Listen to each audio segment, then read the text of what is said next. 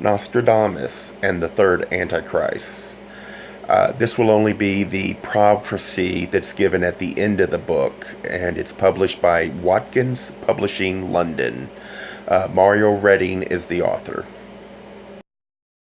Part 3. The Third Antichrist, the one still to come. The Third Antichrist timeline. 2010. Nostradamus warns us that the third Antichrist will be even more destructive than his two predecessors. His actions will darken and distort the history of the 21st century. 2032.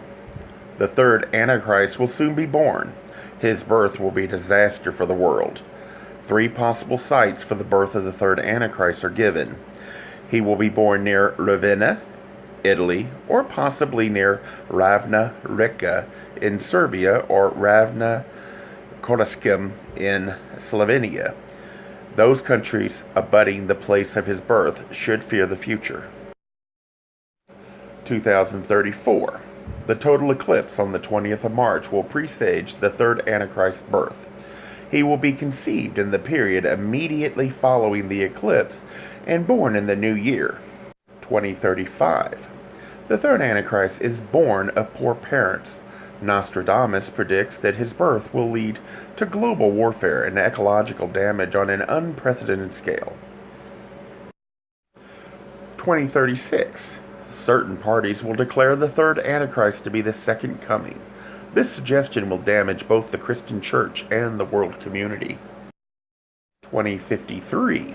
The third Antichrist starts to build his power base. There is extreme censorship. Nostradamus compares the Antichrist to the young Nero. 2062.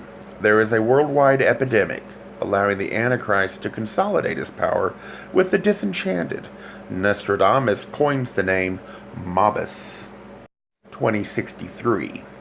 Following the horror of the epidemic, there is a brief hiatus in which the world is nominally at peace. This allows the third Antichrist to marshal his forces, just as Hitler marshaled his during the period of appeasement. 2066. Nostradamus brings us the smaller picture too. A misguided Scotland is taken in by the force of the Antichrist oratory, allying itself with the powers of darkness against England. 2069. There are rumbles of a future global war, despite the efforts of a new leader of the free world. An asteroid strikes the Earth, causing immense damage. Is this a foretaste of things to come? 2070. The global war begins, triggered by the Islamic world. The third Antichrist, now aged 35, has achieved his principal objective, when thermonuclear devices are used on the battlefield. The war is brutal and swift. Unparalleled destruction has been rained upon the earth. The third Antichrist makes his move. He attempts to benefit from the post-nuclear fallout. People in search of a leader are drawn to him.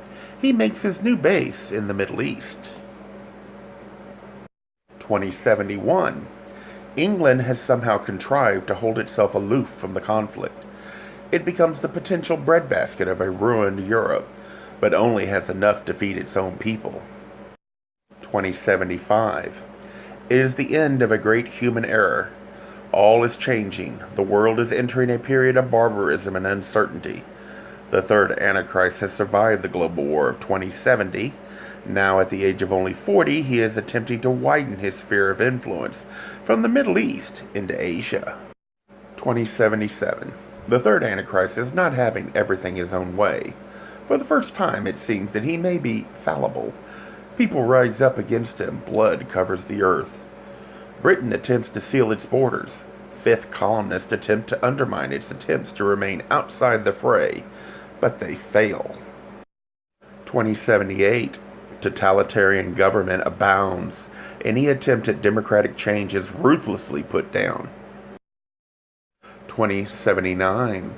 There is a fundamental change in the world order.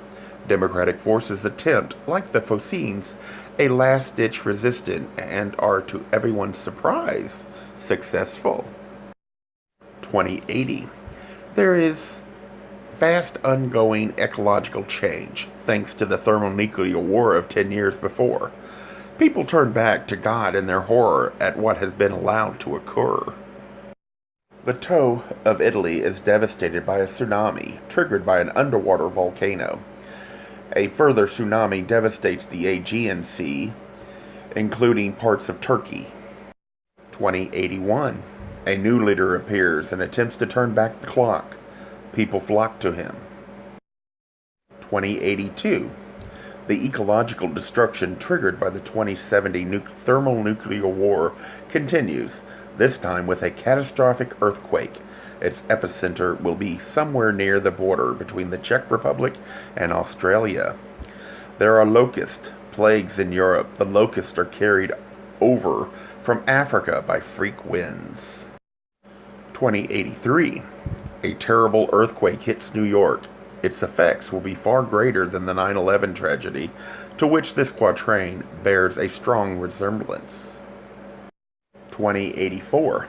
Nostradamus sums up the effect the third Antichrist has had on the earth. 2085. Is the third Antichrist captured? Either way, the French leader who holds him captive is weak and havering. He is given back into the hands of his allies. 2091. It is 20 years after the end of the global war of 2070-71. People and nations are slowly coming together in their desire to start afresh. Further conflict is feared, however. 2095.